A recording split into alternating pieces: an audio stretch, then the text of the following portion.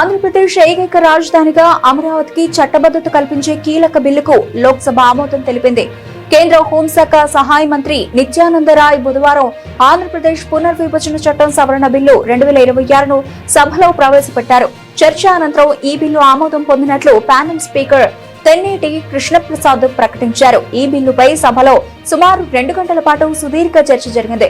Telugu Desam, BJP, Janasena, Congress పార్టీలు బిల్లుకు మద్దతు పలకగా వైసీపీ ఎంపీలు చర్చ మధ్యలో సభ నుంచి వాకౌట్ చేశారు.